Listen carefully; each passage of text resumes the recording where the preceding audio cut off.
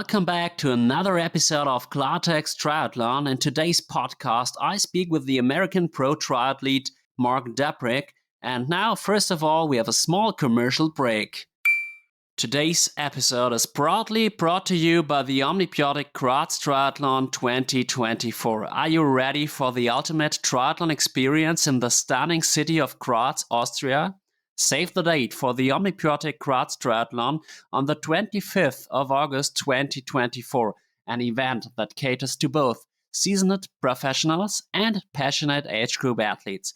Picture this, a thrilling swim down the Mur River right in the heart of the city, a 90-kilometer bike ride through picturesque vineyards in the Graz region with a fully closed route for your safety, and a city half marathon comprised of 3 accelerating rounds.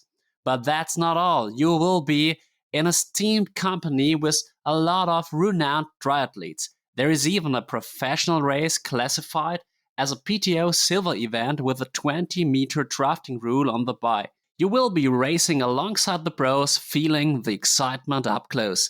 Our motto is simple yet powerful. From athletes for athletes, we understand your needs and prioritize your experience. Here is what you can look forward to. Fair registration fees, an exceptional event venue, special goodies for all participants, and unforgettable after-race party. So don't let this opportunity pass you by. Join us at the OMNi-BiOTiC Klartext Triathlon and make unforgettable memories. Register today and be a part of something extraordinary. We'll see you at the finish line. End of commercial break.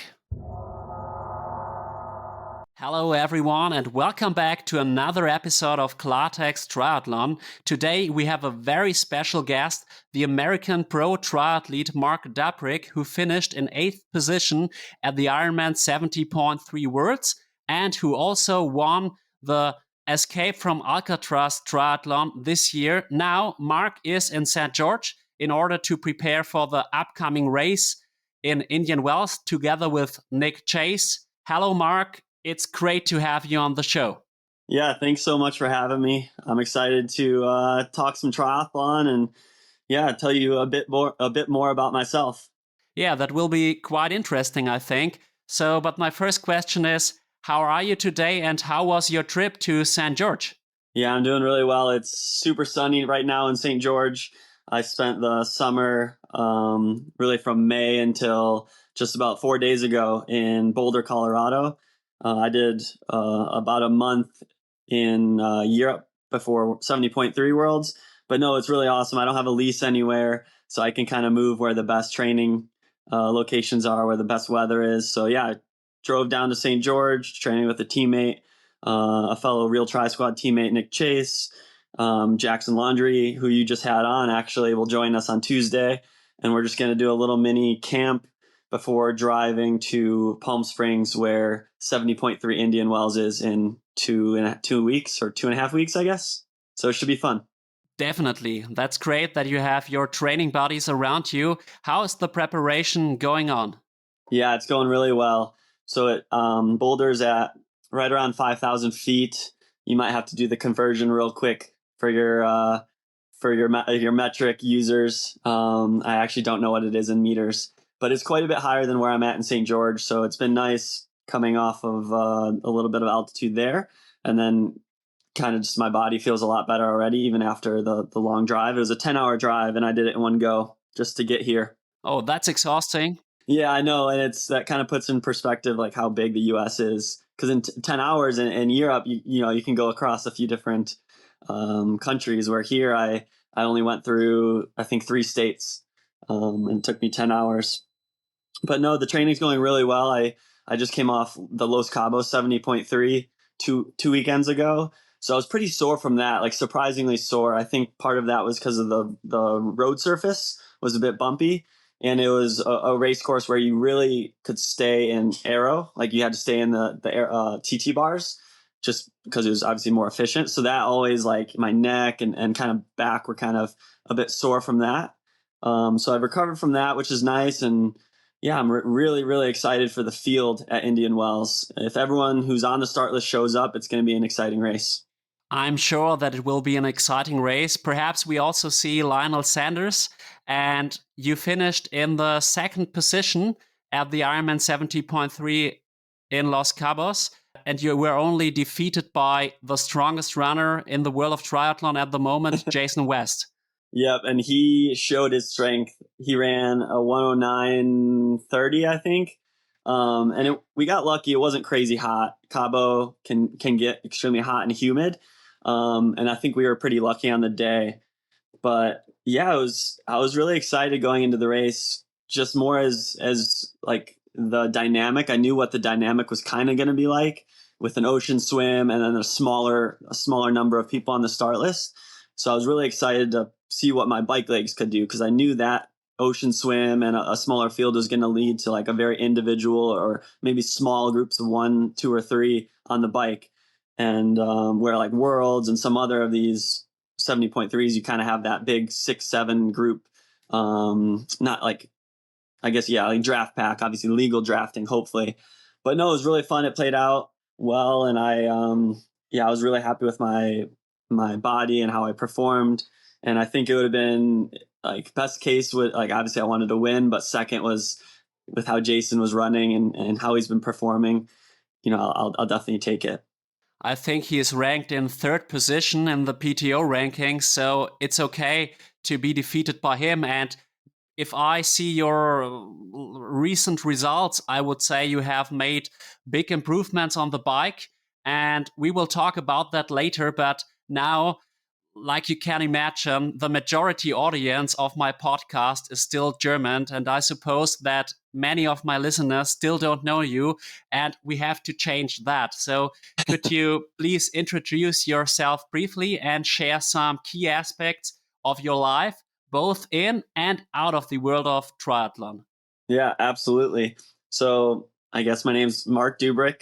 I'm 29 years old. My birthday was 2 days ago, so just turned 29. Grew up swimming, kind of switched to running in that like high school to, I guess, yeah, maybe teens, like 13 to whatever, started running and just met a great group of kids on the team. So I fell in love with running a bit more, but still kept swimming, and then ended up running at the University of Missouri, right in the middle of the U.S., where I focused solely on running. But classic like runner, fell into some injuries. So that got me back in the pool. So I started swimming more.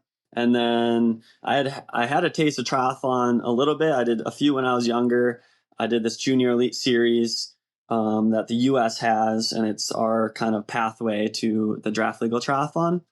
And but I still didn't really know much about triathlon, so I just thought I was trying to be a pro runner and focus solely on running in college. And then after I was like, got an opportunity. I had met a few other pro triathletes just through just kind of mutual connections, and just had an opportunity to chase that dream of being a triathlete. And it was a dream job of mine to be a professional athlete. And it just kind of made sense to chase triathlon. And now I'm just, living the dream. I've been a pro since 2018 when I got my elite card. And yeah, it's had its ups and downs, but it's been absolutely amazing. Outside of triathlon, absolutely love to travel. Triathlon thankfully has brought me to some absolutely crazy places. I've been to Germany a few times. We talked about it before we started recording. Did the WTCS in Hamburg, and probably one of my favorite swims there. The race didn't go too well, but experience that I'll always remember, and a result that obviously like hurts because I did so bad, but it's like super motivating, even though I'm not in short course anymore. It's a very motivating result. And then I work part-time for the Magic 5, the custom fitted swim goggles. And that kind of helps me pay for the massive grocery bill and food bill that I have to deal with weekly to fuel the body. But yeah, I just really just chasing the dream, I guess, this triathlon dream. I didn't know that with Magic 5. Tell us more about it. That sounds quite interesting. Yeah, it's a perfect balance. Obviously, as you know, triathlon, it's pretty expensive sport, or just in general, like when you travel that much, you have quite a bit of expenses. So it's been good. It's a really good balance. It's fully remote, and I work customer service for them. It's been 2 years, I think, I started with them. And the whole kind of company. They're all athletes in some, mostly swimmers. There's a bunch of triathletes as well. Yeah, it's great. I love working for them, and it's been really fun. And then Jan Frodeno is a big advocate and yeah, spokesperson. So that's really fun. Yeah, and I think it's always good to have something besides pro triathlon, because there will be a life after your triathlon career, and many people have big problems after their sports career. Yeah, I definitely, and I do think about that. So the Magic 5 work is definitely like good experience for me. It's a good like resume builder, if you want to call it. I'm meeting a lot of cool people, like continually developing on a like in my career outside of triathlon in a way. And I actually do treat my sponsorships, like my triathlon sponsorships, as almost a long-term job interview slash internship. Like it's really important to me to have this relationship with these sponsors. For example, like Envy, or some of our, like the Real Tri Squad is it's my team, but it's also a sponsor. And just like, it's crazy important because I want that relationship. And maybe one day I'll work with them, like Precision Hydration, for example, getting to know all the people in there. It's been really fun. I got to meet all the owners and the marketing people when I went to Nice to watch the world champs. So it's just something like that I value is the people I work with. Because and of course, maybe one day I could see myself working at some of these companies when I'm done with competition. Definitely. It's very important to be connected with other people in the world of triathlon. But now let's talk a little bit more about your early years. You have a swimming and a running background. So how did those two disciplines pave the way into your triathlon career? Yeah. So yeah, I grew up swimming. I have two older siblings, a brother and a sister. So they were also swimming, and they're going to the pool. I have to go with them too, because I'm just with that's what my parents do. All right, everyone's going to the pool. So that's kind of how I got into swimming.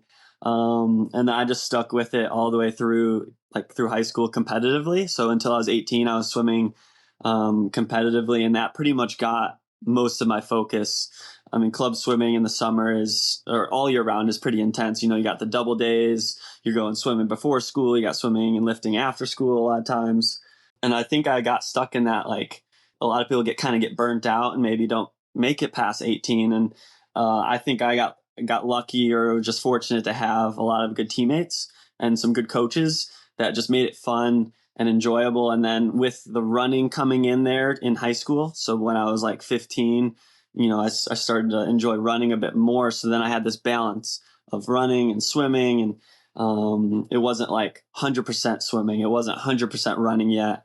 And I think that's actually why I've continued to grow in triathlon now, is because it's not 100% any of the sports. I got this balance. I love all three. Cycling's definitely my favorite now, but yeah, swimming, it obviously paid off growing up swimming. I'd say it's one of my strengths in triathlon. I am ranked, if you look at the PTO rankings, I'm ranked just one ranking ahead of the run. So I always like to joke that I'm just a swimmer, and hopefully people forget that I can also kind of run. Oh, that's funny. And I think in your childhood, if you want to become a triathlete, you always have to focus on the swim and on the run, because like we all know, it's easier to become strong on the bike in your 20s, when you have those how could I explain it? Yeah, so I think I know it. Like, I agree with you. It does, like, there's Yeah. a lot more skill, I guess. Like, it's not the strongest person who's best swimming. There's a lot of technique that you can gain, like you gain through these years, which of course makes it's hard for new swimmers, or like people who start swimming later in life, to get that technique, because they can be like strong, but that's not what it takes, to be a good swimmer. You can be, I don't want to say skinny, but like you don't look like a swimmer, but you have a good catch or whatever, you make it work.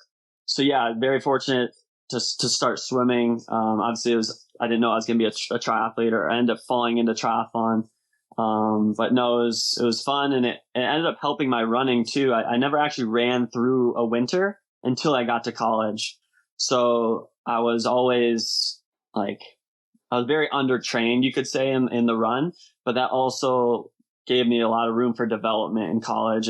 I think maybe that's why I was a bit more injury prone in college, but I also had a good coach there who kind of knew, I was only running like 40K or whatever that is, just over 40K was my max mileage probably in high school.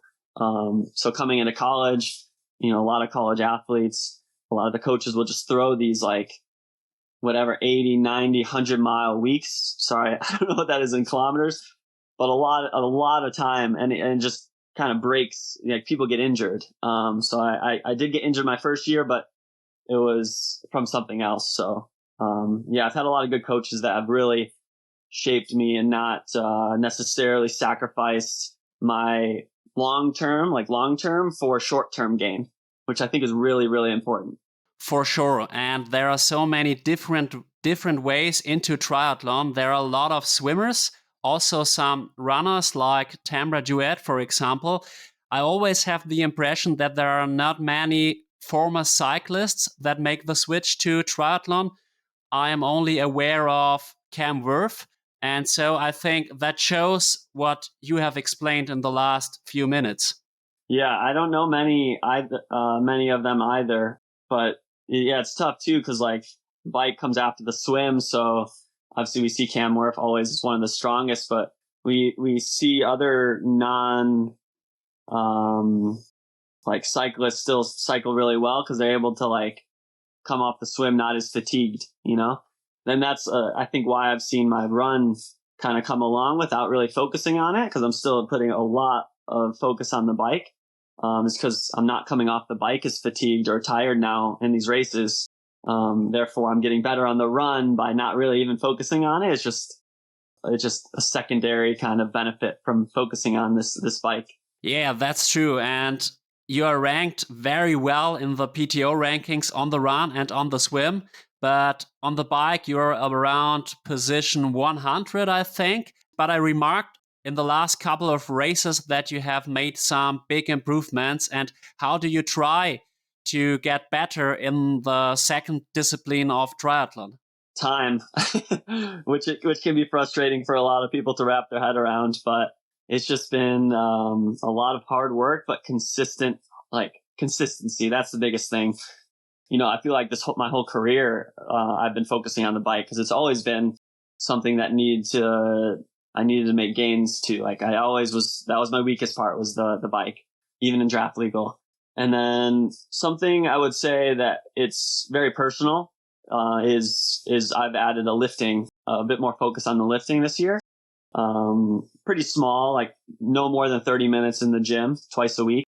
But I had a lot of like weaknesses. Like my hamstrings, I found out were just extremely weak. So now going into the gym, really focusing on that's really helped me get that like full pedal stroke, or at least it feels like a way more efficient. I'm just way more like activated. All of the muscles that I probably should have been using before, now they're like firing. And then just just been doing a ton of bike work. I do like 3.5 workouts, like intensity days on the bike, and then decent amount of volume, anywhere from like 12 to 15 hours during the week is cycling. Yeah, tell us a little bit more about your training regimen in cycling.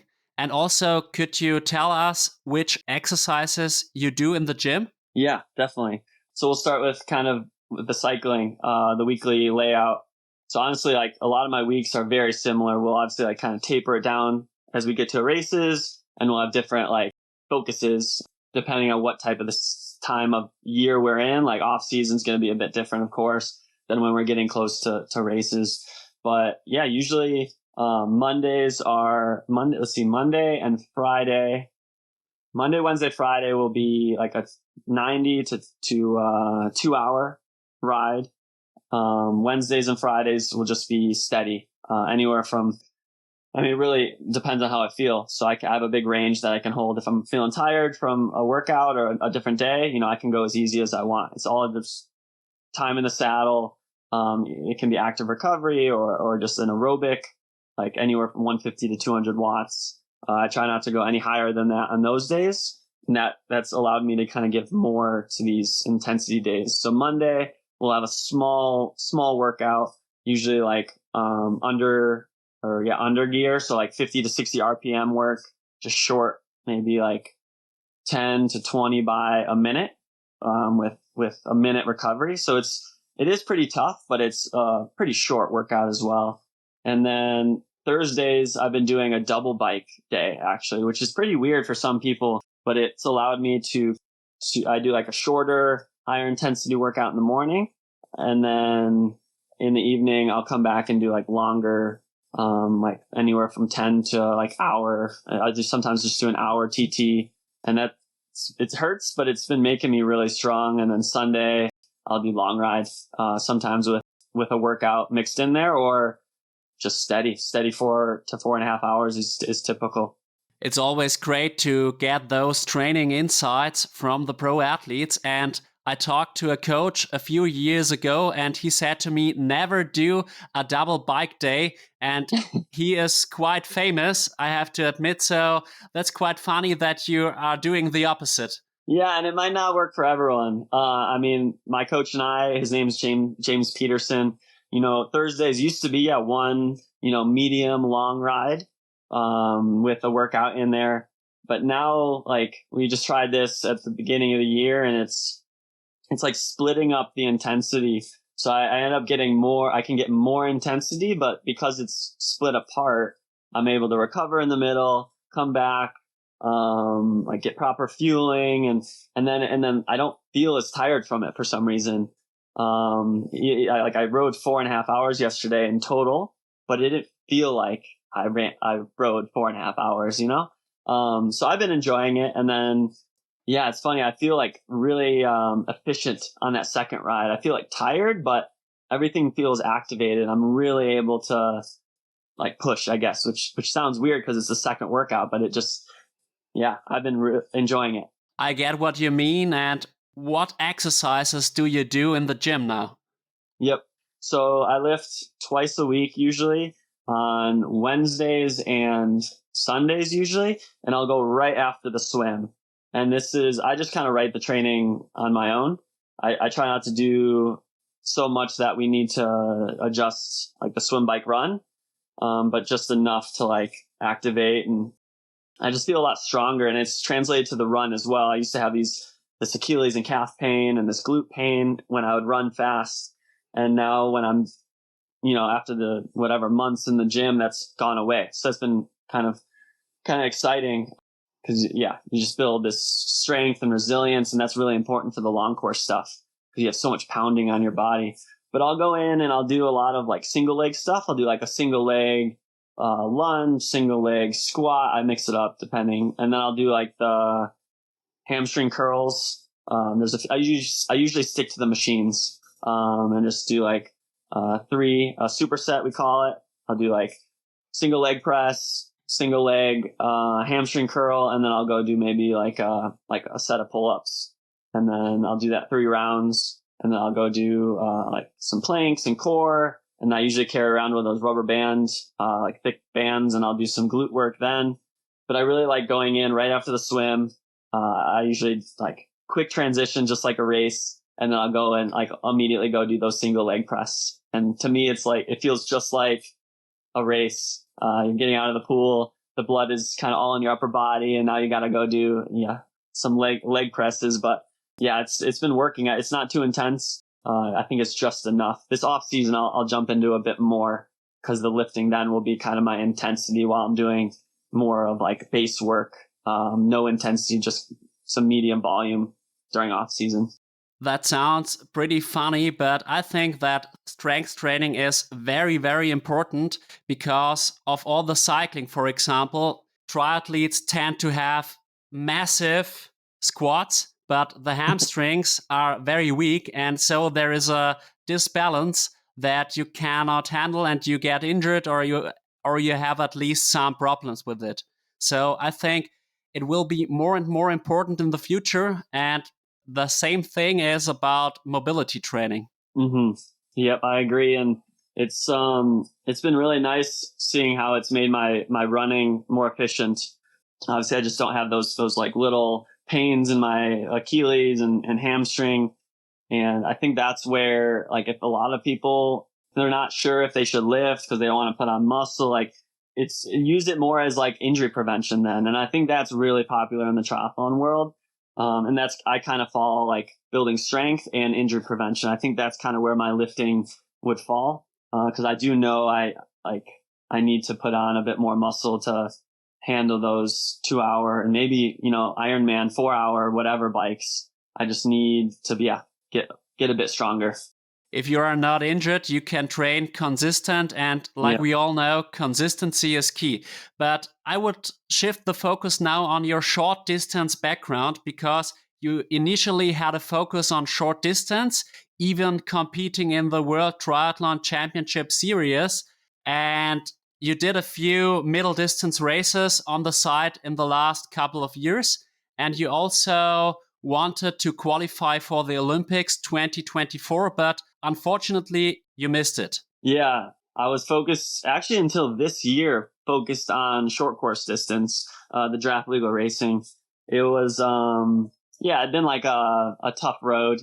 Obviously the Olympic dream for so many people is, I don't even know the right word. It's intoxicating. Like, it's just like everyone wants to chase the Olympics, like, which is fair. Like, it's the pinnacle of a lot of sports. And I gave it 4 years of focus. I obviously did a few 70.3s in there as well that fit well in the schedule. But it was tough to kind of take my focus away from the draft legal racing. But I noticed and started getting hints from the federation that it was time to leave short course and focus on something else. And I knew at that, like, earlier this year and even at the end of last year, that, I was just a lot better at long course. My body and how I race and how I handle the different types of racing, I was just way better at long course, or I guess middle distance 70.3 stuff. But no, it was really fun. Met a lot of really cool people in short course, raced all over the world, did Leeds and Hamburg, and did a bunch of other continental cups, like the low end ones underneath those. But yeah, I mean, it was really fun, but I think I'm a lot better and I have a lot more to give to the 70.3 stuff. For sure. And yeah, in everything bad, there is something good, I always say. And what do you think were the reasons for not qualifying for the Olympics? Yeah, I think there's a few. I like clearly wasn't racing well enough. That's probably one of the big ones. And then it's just really expensive. I was on no federation support. So traveling and chasing these points, because you need to get those points so you can move up from Continental Cup to World Cup to the WTCS series, and then hit like certain performance like ranking, I guess, or results. And I was just like, my ranking had fallen a little bit, and it was just going to be a very, very expensive kind of endeavor. So I just made the hard choice earlier this year that, change the direction, change chapters, however you want to say it. And I've really, really enjoyed the community and everything in long course. So it's sad, but yeah, I'm still cheering on the Team USA guys who are fighting it out for those spots.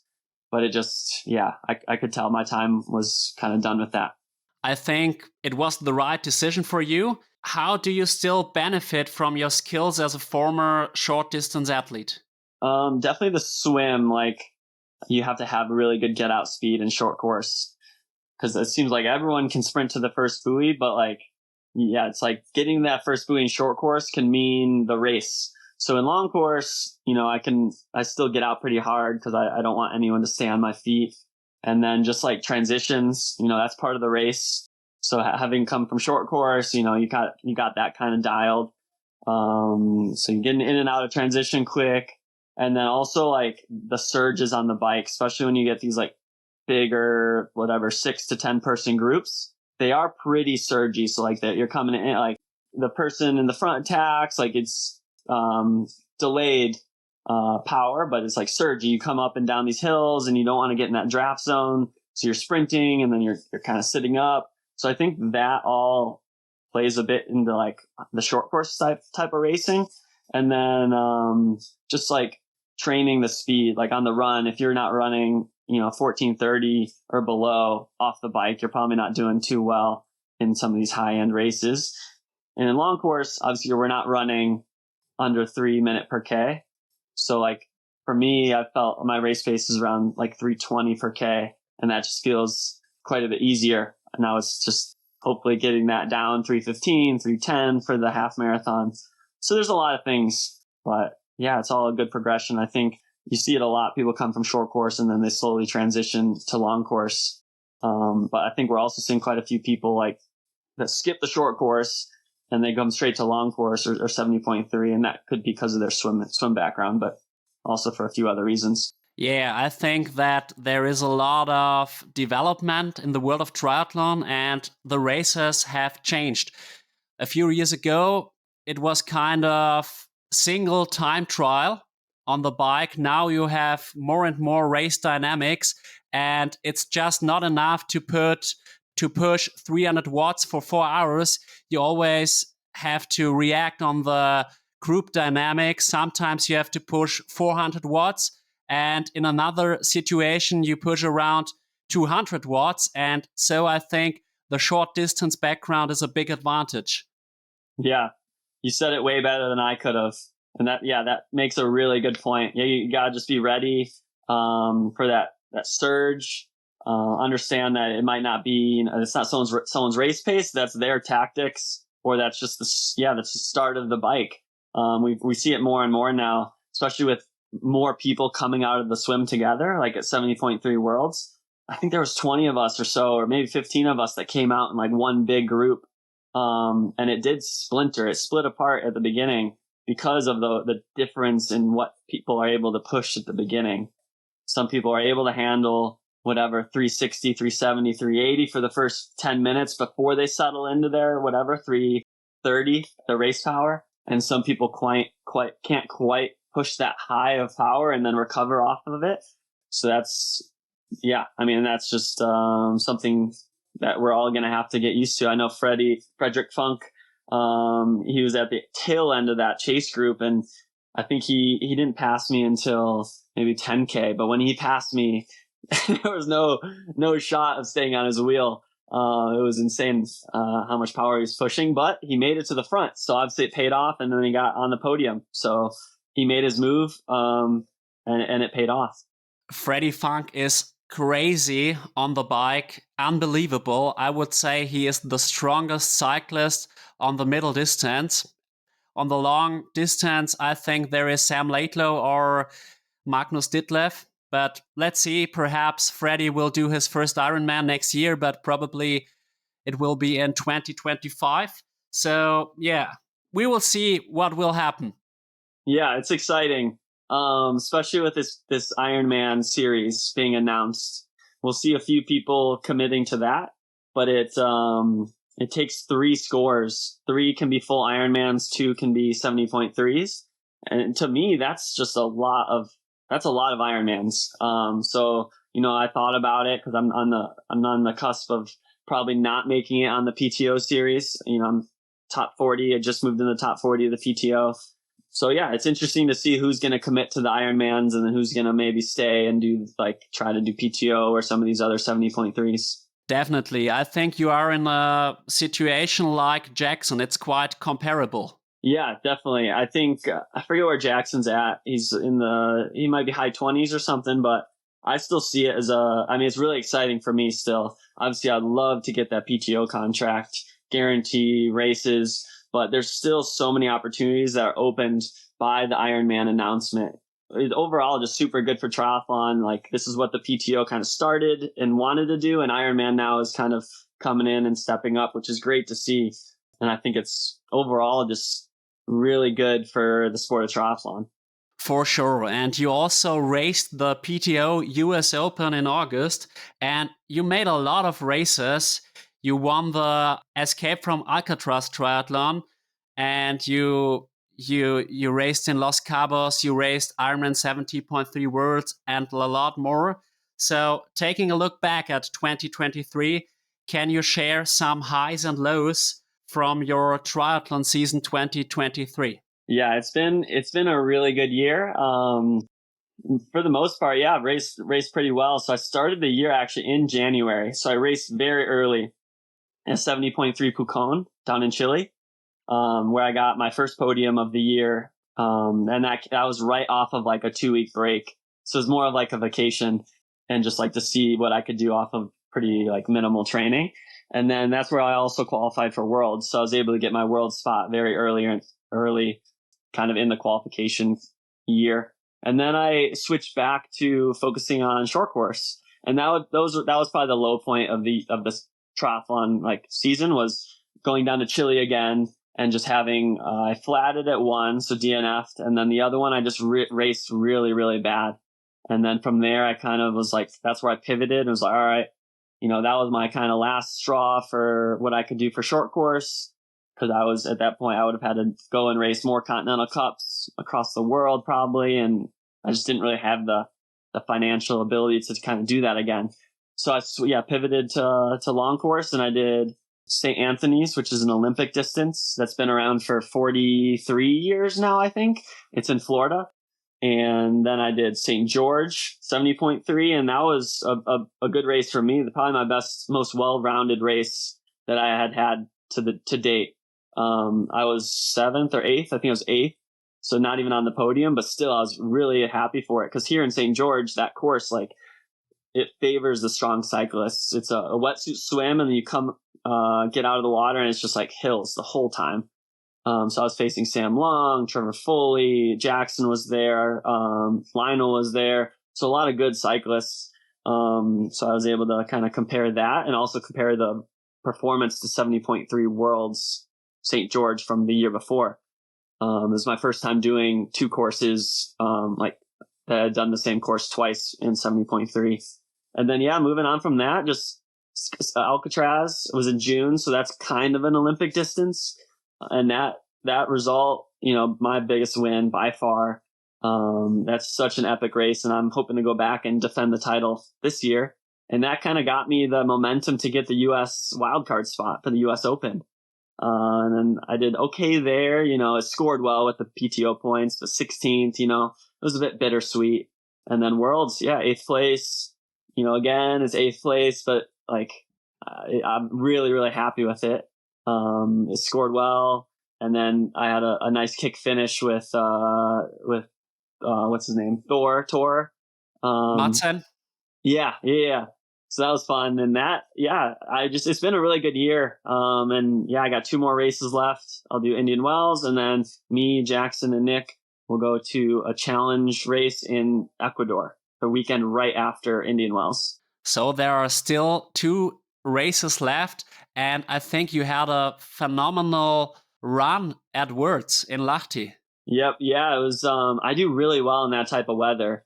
It was, overcast, kind of a bit cooler. And I just nailed my nutrition on the bike.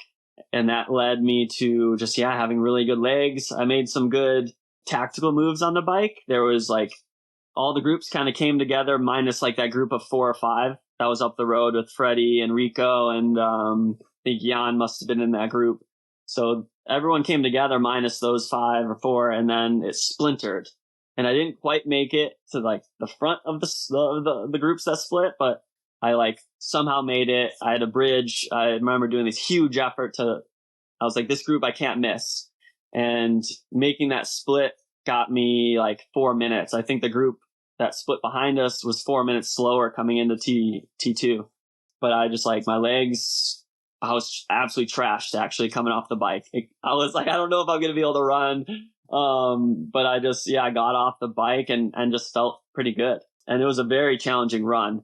It was pretty rolling, and we actually went around like a stadium, an actual track, which I thought was so sick. I wish they would have put the finish on that. But no, it was really, really fun. I ended up having the second fastest run of the day by like 20 seconds. I almost got the fastest run of the day. So that was, I'd say that was probably the highlight of the race was the run. I think I ran from 20th to 8th. So I'll take it. Definitely. You were faster than the world champion Rico Bogan. Yeah, but that's right. That's the beauty of triathlon. He won it, and he didn't need to be the fastest in any of them. He just was very consistent across the board, which is another just beautiful part about triathlon. That's true. And triathlon is also about learning. So, what are your key takeaways from your recent race season? Oh man, there's quite a bit. I think nutrition is a big one. And that's where I've seen a lot of gains too, is putting a bit more emphasis on knowing what my body needs during the races, and then also just playing with it. And I think the best way to do that is during long run and during long rides, or during like your intensity, your intense like higher stuff on the track or bike. So I'm always like making sure I do my race nutrition during these long rides or long runs, like taking gels, filling my bottles during hard sessions. And then a few other things are just really focusing on holding the position on the bike. It's like forcing yourself to do it. It might suck at first, but when you get to these races where you don't need to get out of aero, if you're sore from that, that's going to affect your run. If you're getting out of the aero position, you're much slower. So there's quite a few things. Most of it being like, getting used to the TT bike and then nutrition and what can my body handle as far as carbs per hour. I've gotten tests like the sweat test from Precision, where you know how much sodium you're losing. So that's pretty important, obviously, in those hot races. It's just little things that like you want to check the box, like see as much, like do all the little things before trying to do these like really expensive aero testing stuff. So hopefully that makes sense. Definitely. It's all about nutrition and aerodynamics. And when I came into triathlon in 2017, I was told you have to take 60 grams of carbs an hour. And now we are around 100 grams per hour. So that has changed a lot. And I think that's one explanation for the progress of triathlon in the last couple of years, because the athletes are much stronger than a few years ago, at least when you consider the times. Yeah, because we're getting this mix of like the science and the like aerodynamic testing. We have so many more resources now than we did before. So I think, but it can be a bit personal. Like some people don't need as much sodium. Some people don't need as much carbs. So I think you look at you can look at what other people are doing, but it's not like what they're doing is not necessarily what like like what's best for you. So that's why it's good to practice that nutrition during your sessions or people's sessions. Definitely, I completely agree. But now we have talked about the past, about 2023. Okay, I admit you still have 2 races ahead, but let's have a look into 2024. What are your goals for the upcoming season? Yeah, it's tough to know like the schedule quite yet because the PTO hasn't announced any, or they've announced 2, the Singapore race and also the European race. So they've only announced 2. I don't know how many more they'll announce or when they'll announce it, but pretty much at the beginning of the year, it'll be very similar to what I did this year. I'll do St. Anthony's, the Olympic distance try in Florida. And then I'll also do St. George again, and I'll do Alcatraz. So those 3 are kind of a guarantee. And I'll actually do Oceanside, which is where most people start their year, and if they're from North America. Actually, maybe a lot of Europeans will come over for that too. It's a pretty popular race. But other than that, yeah, just stick with the consistent training. I would love to get aero testing. So of course I've said like it's not necessary, it's not make or break, because you need to get those nutrition, all this other thing. Like there's so many other things you can do first. And it's really expensive, but I feel like I've gotten to a point where it's time to maybe invest in some aero testing, whether that's in a wind tunnel, on a velodrome, or now there's plenty of people who have this like little device you can attach to your bike and you go on like a flat stretch of road. But it's just having the right like data and the right person who knows what they're doing to look at the data. But yeah, just keep having fun, living the dream is pretty much it, and keep training hard. Aero testing would be the next step for you. I'm convinced of that. And yeah, how do you plan to evolve both as an athlete and on a personal level in the coming years? I think a lot of that is like surrounding yourself by people who just motivate you, people who challenge you, and then just always kind of taking opportunities or like making your own opportunities. So I'm really excited, not to do a huge plug here, but this podcast I started with Ben Kanute, that was like a great opportunity, something that I was actually pretty scared to do. Like I can talk triathlon all the time, and it's not really it's not like public speaking because it's recorded and it's not, if you mess up, you can always crop it out. But it just was a challenge for me. So yeah, I'm just going to keep doing things that challenge me. And then also, yeah, just stick to that consistent training. Like I've shown that I have this routine that works and gets me results. And now it's just like, yeah, turning the dials, keep developing on the bike, look at little things, go to races, that kind of can give me momentum and publicity and hopefully get just more sponsors, just keep that ball rolling. Cause I want to be in the sport for a lot longer.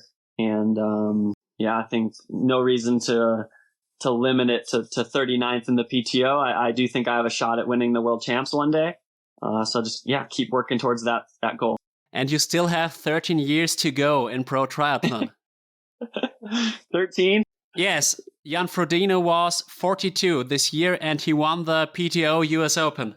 Yeah, that's right. It was such an epic race. I didn't get to see, I saw it unfold while I was in the race, but I remember watching the replay and how epic it was, just seeing it from, the feed that they had. To be honest, I couldn't believe it that Jan Frodeno won that race because in advance, I was sure that it's not possible anymore. He's 42 years of age and there was Blumenfeld and West and it was amazing. It was just amazing. Yeah. And yeah, you are lucky that you were a part of it. Yeah, and I was really part of it in a way because there's that video of me, I'm not sure if you saw it, asking him to do a start before the race, and it kind of went viral. Talbot Cox, if you know the name, ended up making that little edit. So that was pretty funny. But I would have loved to see him win in Nice. Obviously, it was amazing how he won at the U.S. Open. But I was in Nice, and I was just all I wanted was for him to win his last world champs. But he showed that he's still he finished, which is obviously amazing. I'm pretty sure he finished, but yeah, I mean it's definitely the GOAT of our sport. Yes, I think so. And unfortunately, Nice was not Jan's course. It was too hilly on the bike, but that's sports. And yeah, the best will win. And on that day, Sam Laidlow was just the best. Yeah, he was. He definitely showed everyone what's up. And yeah, he's pretty dominant when it comes down to these championship races. Yeah, he showed that in Kona 2022 and now in Nice.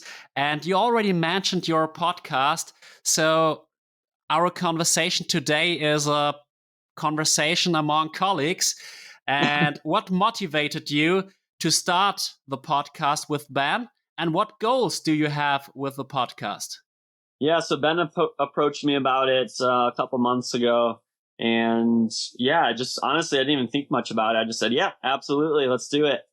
We record once a week, and mostly we're going to talk about American, we're going to focus more on American triathlon, American results. We'll do, a race preview here and there, but we really want to just focus on maybe some of the American triathletes who don't get as much, publicity, or maybe had a breakout race, but they weren't in the top 5 or top 3. So they don't get any kind of, announcement. So, and we'll talk all triathlon. We'll be talking kind of how to qualify for your pro card coming up here. We'll talk about the field sizes and, we'll talk about it. There used to be a really good Olympic distance pro field or pro races in the US. And now we've kind of seen that go away.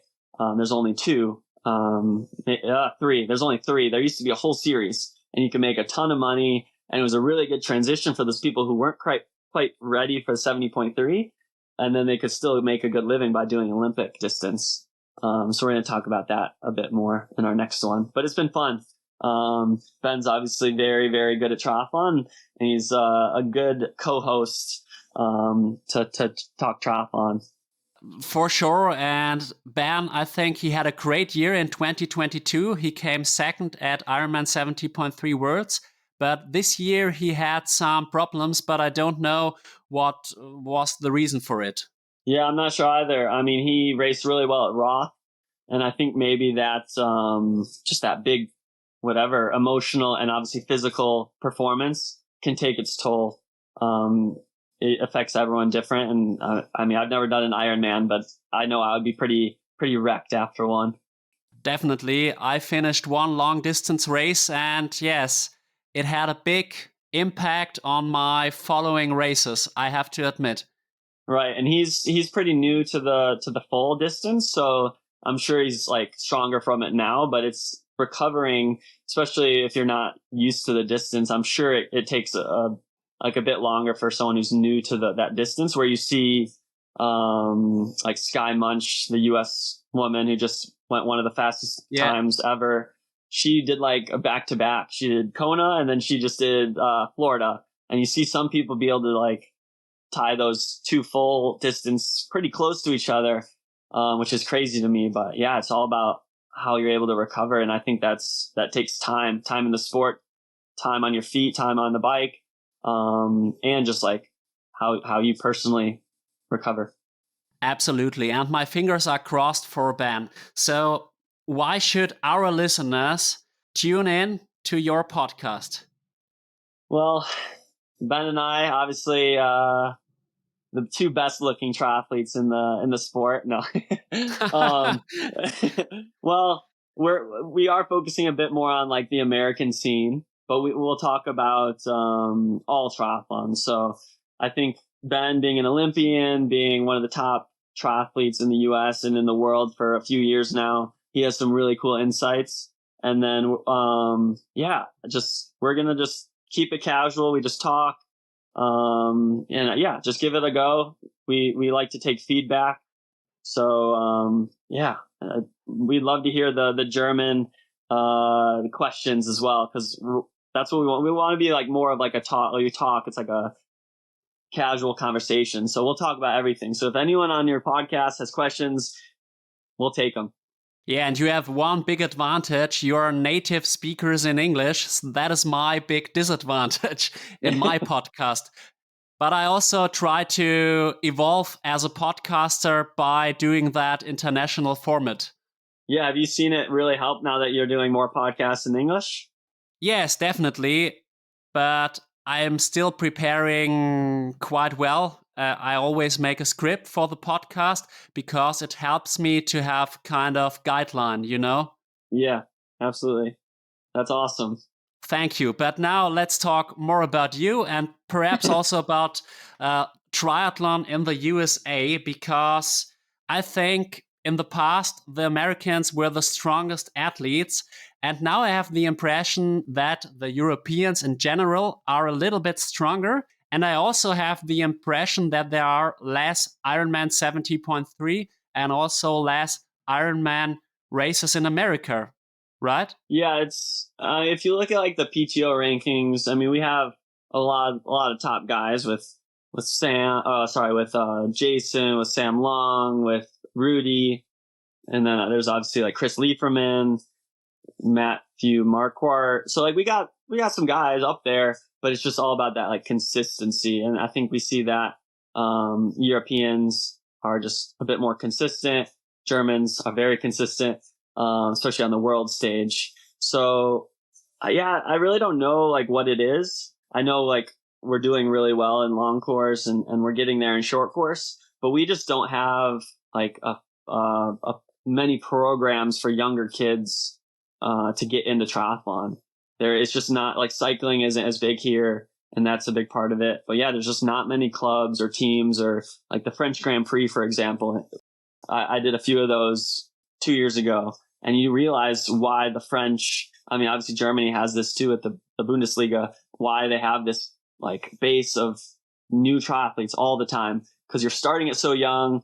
It gives them a way to experience triathlon, have fun with it, do it with a group of friends, and then progress and develop over a bunch of years. And then they fall in love with the sport, and they see a pathway to make a living out of it. So I think we don't really have that in the US. We don't have this pathway, this route to follow for kids to start in triathlon, to enjoy it, to continue in it, to develop in it, to where they can see themselves be a pro. So I think Real Tri Squad, we're trying to start something to help that development. But yeah, we'll see. I'm excited for the future of USA Triathlon. But I think we got to start everyone into triathlon a bit younger and keep it going, because there's the elite development, like draft legal stuff you have in high school. But then through college, we lose a lot to this like individual sports in college, like swimming or running. Okay, that's interesting. So you would say the problem is in the early years of a human being, because you don't have many possibilities to swim, to run, to bike, or there are not many triathlon clubs. Yeah, there's a lot of opportunities to swim and to run individually, but I feel like there's just not quite as many opportunities to be a triathlete. Where I think that to me that is a big point to focus on, but I don't think it's like the sole reason. So yeah, I think it's something we can help with, but we'll see. It just takes time. You contribute to an improvement by doing that podcast, for example. And how do you perceive the sport's current status and its future in the USA? I think it's just going to continue to progress. I mean, who knows? Like when you set this culture of like Jason, all these top triathletes, hopefully me, hopefully we can all become a voice and build this community around ourselves that just encourages and motivates more and more people to get into the sport or to follow the sport. So the more eyes, the more people that we get around or in the sport, it's just going to continually build it. So hopefully, yeah, all the US guys, girls, coaches, whatever, we just build this awesome community that's super welcoming. And I think that'll do it just like that. And it'll just grow and grow and just be kind of, yeah, I mean, I think it's the best sport. So hopefully more people see that soon. I am of your opinion, and I totally understand your perspective. And of course, you already mentioned those other American athletes like Jason West, Sam Long, Rudy von Berg, or even Chris Leiferman. And how is your relationship with other American athletes? Yeah, it's pretty good. I have been living in Boulder recently, so I get to train and kind of cross paths with a lot of the pro athletes, a lot of them US, but there's, plenty of other athletes of other nationalities there. And it's really good. I really enjoy being social and getting to know everyone on the circuit or on the start list if we're at a race. So I get to train with Rudy every once in a while. We swim mostly in Boulder. And then when I go to Tucson for the winters, I did that last winter and I'll do it again this winter. Sam Long's there, and he was extremely welcoming. He would always invite us to go swim or ride or run with him. And then, I think everyone, at least all the US people I've met, guys and girls, they're just very welcoming. And I've enjoyed, every most encounters with them. I would love to talk to Jason West or Sam Long or Rudy von Berg, of course. I think they are all great athletes, and it's especially when you think about Sam Long, he is so much fun, and I really like him, and I love to follow him on Instagram. Yep. Yeah, he's a character, and I thought it was really, really nice of him to invite. He saw we were going to Tucson, and he was just immediately very welcoming because he lives there. So that's and that's how I try to be. It's more for me. It's more fun to train with people. So it's that balance of doing what's best for your performance, but also just having fun while you're training.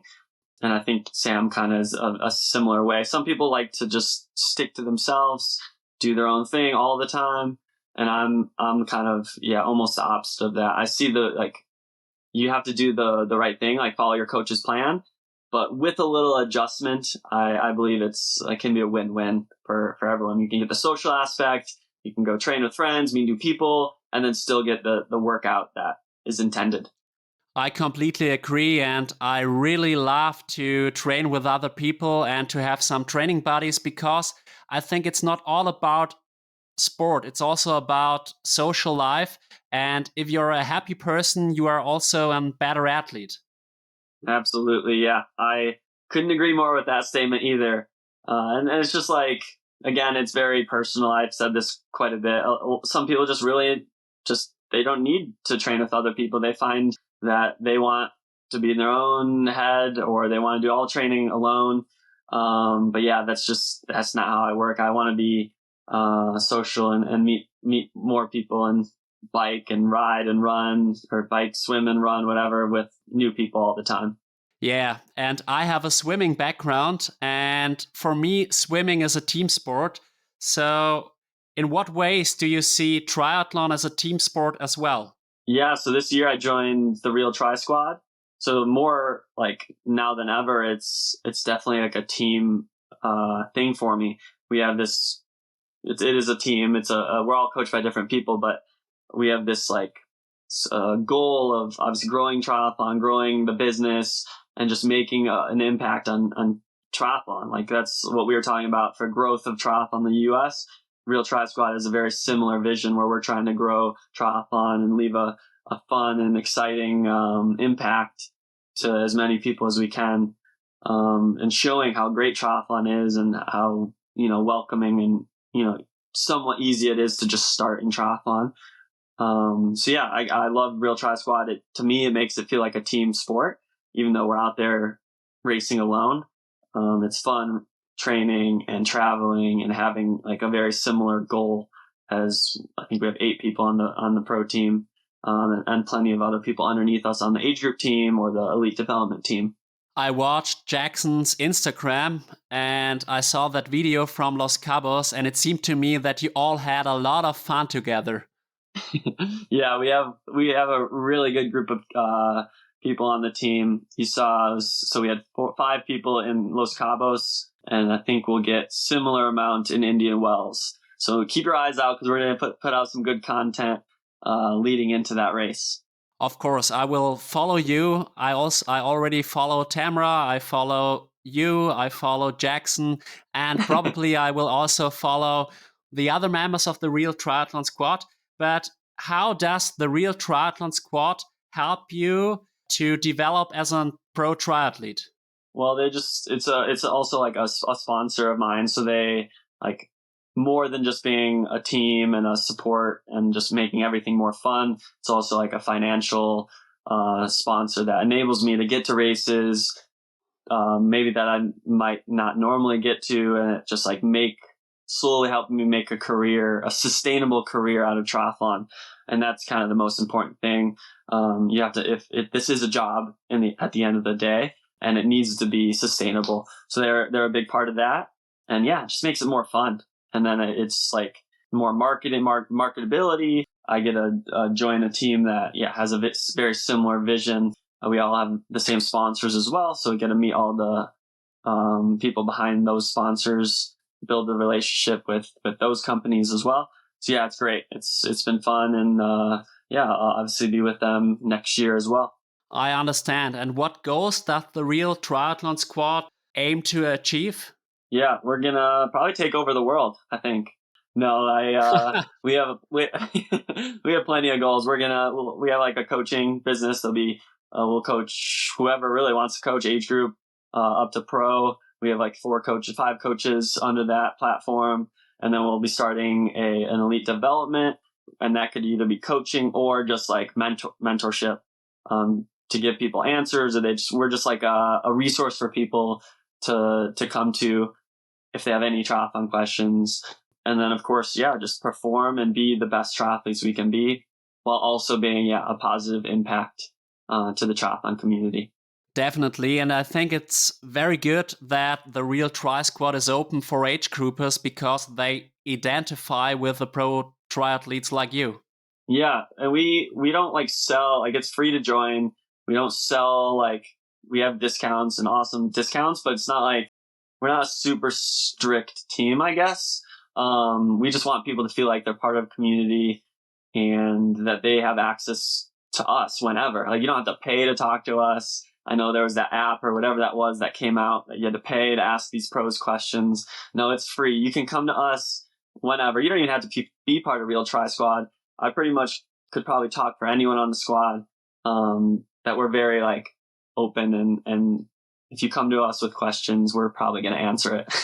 Nice. That's quite helpful. And athletes like you are also kind of role models.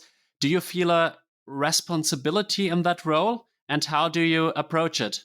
Yeah, I don't know if I feel, well, if I can become a role model for someone, that's like probably the biggest compliment to like that I could get. Hopefully one day I do fall in that role. And yeah, I mean, I'd love to be that for someone. I'm like obviously chasing a childhood dream of mine. I'm chasing my dream job. I've worked extremely hard to get where I am, and I know there's a lot more work to be done. But yeah, if I can be a role model, if I can be that for someone and get them into the sport, help them whatever overcome some challenges or just become a healthier person, that would be amazing. I would love to be that for someone. Yeah, I completely understand, and I think it's important when you're a pro athlete. There are a lot of children and young people that look up to you, and if you show them bad things, like for example drafting in a race, then you're a bad role model. And I think you have to be aware of it, that you are kind of role model for younger people especially, but also for the age groupers and so on.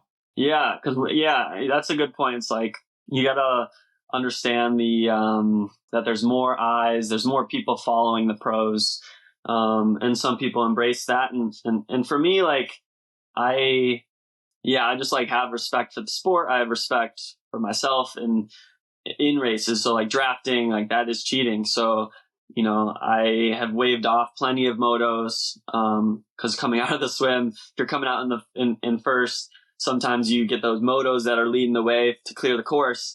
I've waved those away, like even though no one's there to see that. It's like, I don't want to race like that. I respect the triathlon scene and the races too much, and having a fair race. But yeah, I think leading by example, if all pros can kind of understand that concept, lead by example, show like respect to this awesome sport. And yeah, if people follow suit, then best case scenario, because we are in a position where more eyes are on the pros. So yeah, definitely important to do everything right. Yeah, I completely agree. And now triathletes don't have much time because they have to train, they have to recover, they have to eat. But do you also have some hobbies besides triathlon? A few, because I just love swim, bike, run. So to me, it definitely doesn't feel like work. Which obviously is great. But, we talked about this before. I think we started recording. I do work for the Magic 5. So that takes quite a bit of my time. If I'm not training, I'm usually like working for them, and then eating. And I like to meal prep if I can. That way it just makes everything. I get home from a ride or run or whatever session, and I'm not like making food. It's ready. So usually, on like Saturdays or Sundays, I'll try to meal prep, get some food ready for the week. But yeah, other hobbies, one day I know I'll have a saltwater fish tank, which sounds so weird, but I've always been interested in and always wanted a nice like saltwater, freshwater fish tank. But with my life, I move all the time. It's just not possible.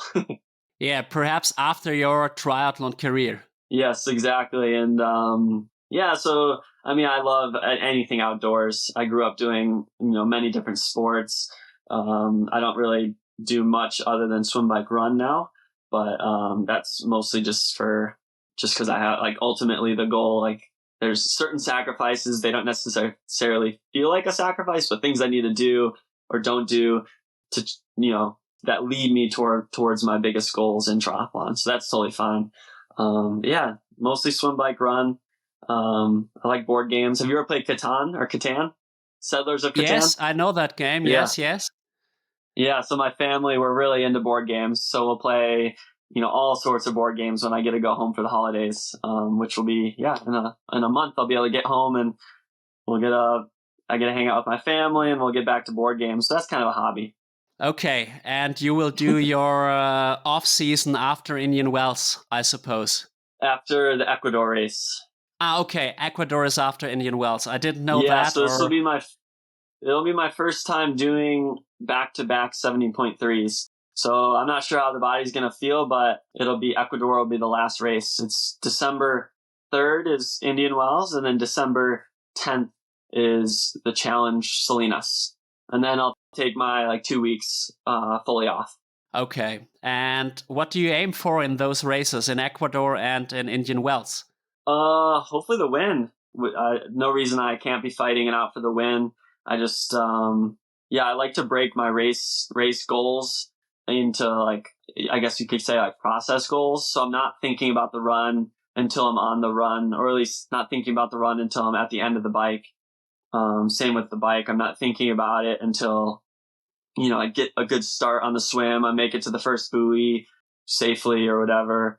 And then make sure I'm relaxed towards the end of the swim. So I like to break it up like that. Check each one off and not thinking about anything after that until that job is done. Whatever, if it's partway through the bike, partway through the run or whatever, just these little process goals. And if I can check all of those off, I should be hopefully in contention for the win. And if not, I'm gonna treat each place like the win, like I did at 70.3 Worlds, where that kick finish was for the win. It was for 8th place, of course, but to me it was I just wanted to win that battle. It was a big win, I would say, at the Ironman 70.3 Worlds, and my fingers are definitely crossed for you, but also for Jackson. You have been both to my podcast, and it was a real honor. And now it's been fantastic having you on Klartext Triathlon. And do you have some final words for our listeners, or do you have a question for me? Well, I just want to say thank you so much for having me on. It's fun, obviously, following up with Jackson, who's another teammate, and he'll be coming here to St. George in a few days, so we'll get some good content out. But like we kind of talked about, I'm very open to questions. So anyone who's listening, feel free to reach out to me, triathlon related questions, whatever it is. I'll try to get back to you. That's definitely something I try to make a point to be transparent about nutrition, whatever training, racing, dynamics, whatever it is. Feel free to shoot me a message on Instagram. Usually is probably the best way. But thanks for having me. And I guess I do have a question for you. Is what's your biggest goal or motivation with this podcast that you're doing? To be honest, I would love to make that podcast more international. I would love to have more international guests. And I think if I manage to evolve as a podcaster, also not only in Germany, but also in foreign countries, perhaps I can make a living by it. So that would be a big goal.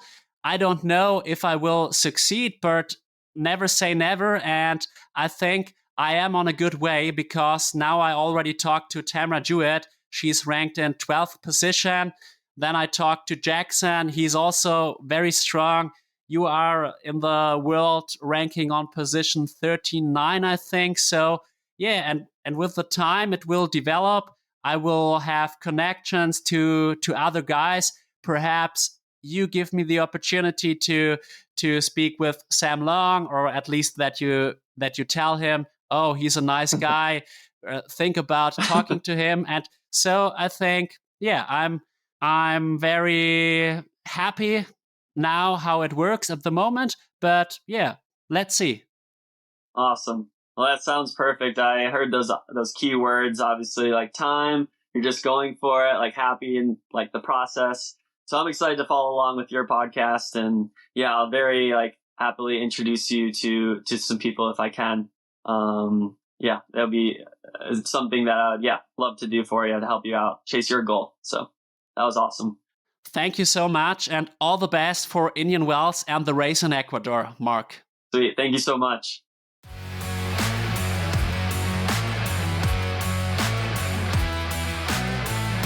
I hope you enjoyed today's episode with Marc as much as I did. Marc is pretty funny and charming, and I believe he's got a lot in store for the coming years. Don't forget to show some love to our podcast by giving it a positive rating on Spotify, Apple Podcasts, and wherever you listen. Feel free to leave us feedback or consider supporting us with a PayPal donation at iswim@web.de. Thank you so much for it. And now, a little advertisement. Remember to sign up for the OMNi-BiOTiC Klartext Triathlon 2024 and ideally also for the OMNi-BiOTiC Upland Triathlon 2024. Two sensational events await you at a fair price. You can find the registration link in the show notes. Additionally, with the discount code Klartext20, you can secure a 20% discount on all OMNi-Power Race Nutrition to be perfectly prepared for the competitions. End of the ad and continue to enjoy listening. Yours, Alex.